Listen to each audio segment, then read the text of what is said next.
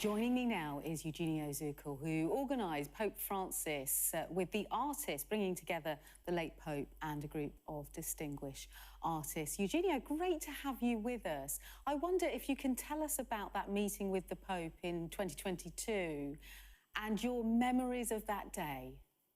Yeah, sure. Well, thank you for having me. And September 2022, together with my team and hundreds of people that collaborated, we organized a landmark event bringing Pope Francis together with a distinguished group of artists. The encounter reached an aggregate audience of 2 billion people and culminated with the Pope Francis naming every participant preachers of beauty. And in that day, we had a think tank session where artists with established audience brainstormed how to bring values and inspiration to the followers. But the first of all was to be inspired by the Pope. So that was what happened during 3 hours they shared together.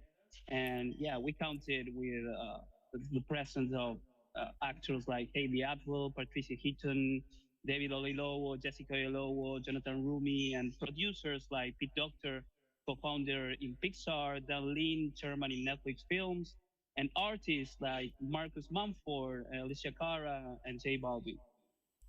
And Eugenio, all the pictures that we just saw as you were speaking of Pope Francis, his face was lit up. He was smiling. I wonder just your reflections on how supportive he was for the world of entertainment, culture and arts.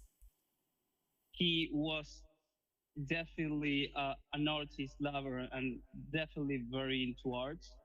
He used to say that arts and contemplation of God were just two sides of the same coin. And he had a special heart for artists. That's why he spent 3 hours with them. You can imagine that his agenda normally makes him be just like 10, 15 minutes, 1 hour at the most, and spending 3 hours with them, inspiring them, listening to what every one of them had to say was a clear sign of the love he has for artists. And Eugenio, I know that you're on your way to Rome, so thank you so much for your time today. But just talk to me a bit about why it's so important for you to be at the Vatican to pay your respects to Pope Francis. Well, the important thing is that I'm not going for myself. I represent all the people that during my whole life collaborated with me to create projects and the mission that in the end made me collaborate close together with Pope since 2017. And this means we are like speaking about hundreds and hundreds of people from 14 different countries with over 1,200 missions completed, festivals for thousands and thousands. So I'm going to Rome in representation of all the people that during my whole life collaborated without an interest and with a lot of passion to build a different world. So I'm going on their name. And when you heard the news on Easter Monday, on a personal level, how did you feel? It was a mixture of sadness and hope. He is a person that did things that will last forever in our hearts and in our souls. And we now have the mission and the legacy to take all what is still to be done to every people in the world, to every person in the world. So yeah, it's just a change of phase, let's say.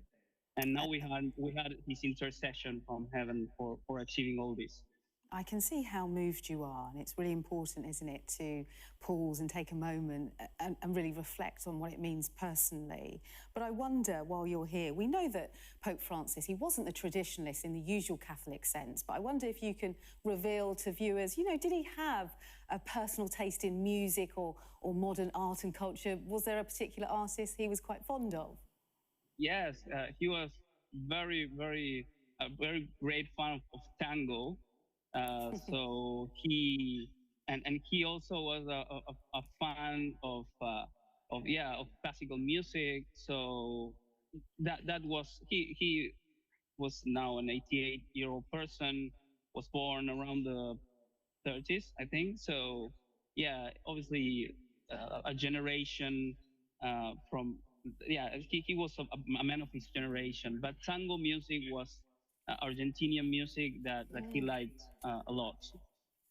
Eugenio, thank you, and thanks for that insight too. Really appreciate it. Safe trip to Rome. Thank you so much, and hope everybody can have their own experience with Pope Francis and all his legacy. Thank you.